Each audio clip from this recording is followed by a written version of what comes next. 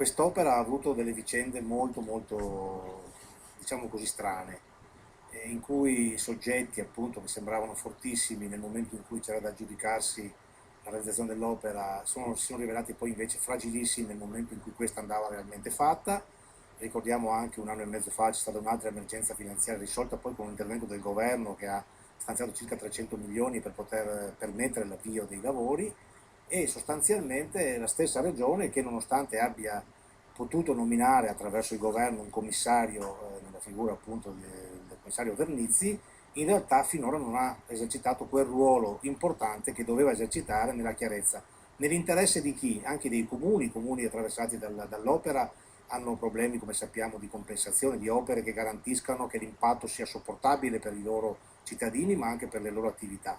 Bisogna concentrarsi, a mio avviso, sul fatto di realizzare quest'opera, ma anche di cambiare, penso, in maniera abbastanza profonda i destinatari di questa operazione, sempre che gli attuali